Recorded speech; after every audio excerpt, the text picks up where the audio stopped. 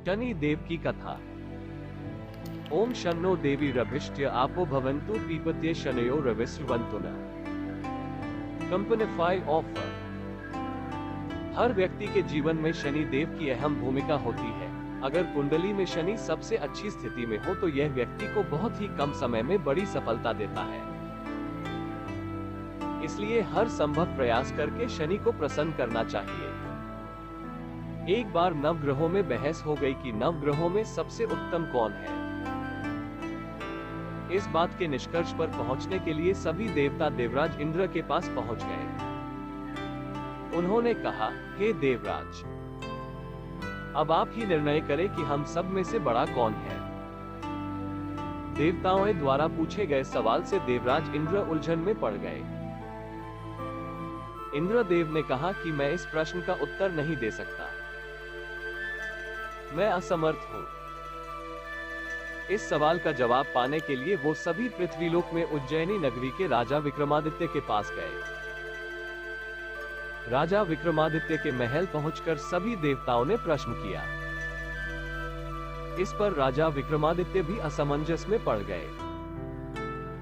वो सोच रहे थे कि सभी के पास अपनी अपनी शक्तियां हैं जिसके चलते वो महान है। अगर किसी को छोटा या बड़ा कहा गया तो उन्हें क्रोध के कारण काफी हानि हो सकती है। इसी बीच राजा को एक तरीका सूझा।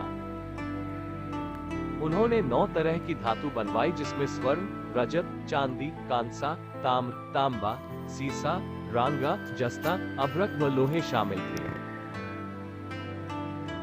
राज ने सभी धातुओं को एक एक आसन के पीछे रख दिया। इसके बाद उन्होंने सभी देवताओं को सिंहासन पर बैठने के लिए कहा। धातुओं के गुणों के अनुसार सभी आसनों को एक दूसरे के पीछे रखवाकर उन्होंने देवताओं को अपने अपने सिंहासन पर बैठने को कहा। जब सभी देवताओं ने अपना अपना आसन ग्रहण कर लिया तब राजा विक्रमादित्य ने कहा, इस बात का निर्णय हो चुका है। जो सबसे पहले सिंहासन पर बैठा है वही बड़ा है। ये देखकर शनि देवता बहुत नाराज हुए। उन्होंने कहा, राजा विक्रमादित्य, यह मेरा अपमान है। तुमने मुझे सबसे पीछे बैठाया है। मैं तुम्हारा विनाश कर दूंगा। तुम मेरी शक्तियों को नहीं जानते हो। शनि ने कहा, एक राशि पर सूर्य 1 महीने, चंद्रमा 2.25 दिन, मंगल 1.5 महीने, बुध और शुक्र 1 महीने, बृहस्पति 13 महीने रहते हैं। लेकिन मैं किसी भी राशि पर 7.5 वर्ष रहता हूँ। मैंने अपने प्रकोप से बड़े बड़े देवताओं को पीड़ित किया है। मेरे ही प्रकोप के कारण श्री राम को वन में जाकर रहना पड़ा था क्योंकि उन पर 7.5 थी। रावण की मृत्यु भी इसी कारण हुई। अब तू भी मेरे प्रकोप से नहीं बच पाएगा। शनिदेव ने बेहद क्रोध में वहां से विदा ली। वहीं बाकी के देवता खुशी खुशी वहां से चले गए। इसके बाद सब कुछ सामान्य ही चलता रहा। राजा विक्रमादित्य पहले की तरह ही न्याय करते रहे। दिन ऐसे ही बीतते रहे लेकिन शनि देव अपना अपमान नहीं भूले। एक दिन राजा की परीक्षा लेने शनिदेव घोड़े के व्यापारी के रूप में राज्य पहुंचे। जब राजा विक्रमादित्य को इस बात का पता चला तो उन्होंने अपने अश्वपाल को कुछ घोड़े खरीदने के लिए भेजा। अश्वपाल लौट आया और राजा को बताया कि घोड़े बेहद ही कीमती है। राजा ने खुद जाकर एक सुंदर और शक्तिशाली घोड़ा पसंद किया और उसकी चाल देखने के लिए घोड़े पर सवार हो गए। जैसे ही राजा विक्रमादित्य घोड़े पर बैठे वैसे ही घोड़ा बिजली की रफ्तार से दौड़ पड़ा। घोड़ा राजा को एक जंगल ले गया और वहां जाकर राजा को नीचे गिरा दिया और फिर कहीं गायब हो गया। राज्य का रास्ता ढूंढने के लिए राजा जंगल में भटकने लगा, लेकिन उसे कोई रास्ता नहीं मिला। कुछ समय बाद उसे एक चरवाहा मिला। भूख प्यास से परेशान उस राजा ने चरवाहे से पानी मांगा। चरवाहे ने उसे पानी दिया और राजा ने उसे अपनी एक अंगूठी दे दी। रास्ता पूछकर राजा जंगल से निकल गया और पास में ही मौजूद एक नगर में पहुंच गया। एक सेठ की दुकान पर राजा ने कुछ आराम के लिए रुका। वहां सेठ से बातचीत करते हुए उसने बताया कि वो उज्जैनी नगरी से आया है। राजा कुछ देर तक उस दुकान पर बैठा। जितनी देर वो वहां बैठा सेठ जी की काफी बिक्री हो गई। सेठ ने राजा को बहुत भाग्यवान समझा। सेठ ने राजा को अपने घर खाने पर आमंत्रित किया। सेठ के घर में एक खूंटी पर सोने का हार लटका था। उसी कमरे में वो राजा को छोड़कर बाहर चला गया। कुछ समय बाद खूंटी उस सोने के हार को निगल गई। सेठ ने विक्रमादित्य से वापस आकर पूछा कि उसका हार कहाँ है। तब राजा ने उसे हार गायब होने की बात बताई।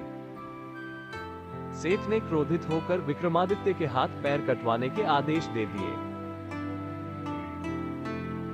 राजा विक्रमादित्य के हाथ पांव काटकर उसे नगर की सड़क पर छोड़ दिया गया। फिर कुछ समय बाद विक्रमादित्य को एक तेली अपने साथ ले गया। तेली ने उसे अपने कोल्हू पर बैठा दिया। वो पूरा दिन बैलों को आवाज देकर हाँकता था। विक्रमादित्य का जीवन इसी तरह यापन होता रहा। उस पर शनि की 7.5 थी, जिसके खत्म होने पर वर्षा ऋतु शुरू हुई। एक दिन राजा मेघ मल्हार गा रहा था। उसी समय उस नगर के राजा की बेटी राजकुमारी मोहिनी ने उसकी आवाज सुनी। उसे आवाज बेहद पसंद आई। मोहिनी ने अपनी दासी को भेजकर गाने वाले को बुलाने को कहा।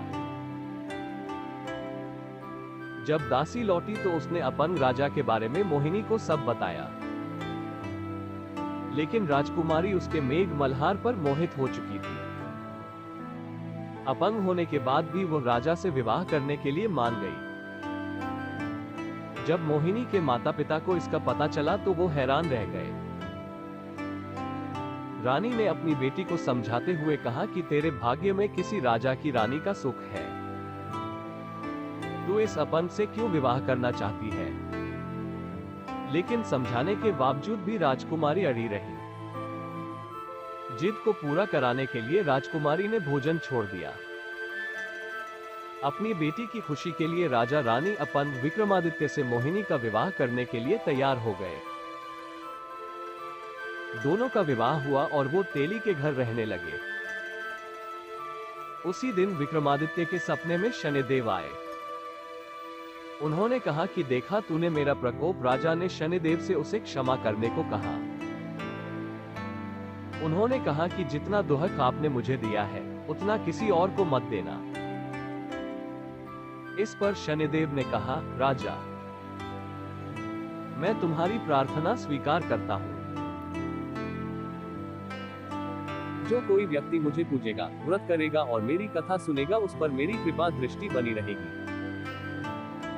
सुबह जब राजा विक्रमादित्य की नींद खुली तो उसने देखा कि उसके हाथ पांव वापस आ गए हैं। उन्होंने मन ही मन में शनिदेव को नमन किया। राजकुमारी भी विक्रमादित्य के हाथ पैर देखकर हैरान रह गई। तब राजा ने शनिदेव के प्रकोप की कथा सुनाई। जब सेठ को यह बात पता चली तो वो तेली के घर पहुंचा। उसने राजा विक्रमादित्य से उनके पैरों में गिरकर माफी मांगी। राजा ने सेठ को माफ कर दिया। सेठ ने राजा से उसके घर जाकर भोजन करने के लिए कहा। भोजन करते हुए अचानक से ही खूंटी ने हार उगल दिया। सेठ जी ने अपनी बेटी का विवाह भी राजा के साथ कर दिया। उन्होंने उसे स्वर्ण आभूषण, धन आदि देकर राजा के साथ विदा कर दिया। राजा विक्रमादित्य अपनी दोनों पत्नियों यानी राजकुमारी मोहिनी और सेठ की बेटी के साथ अपने राज्य उज्जैनी पहुंचे।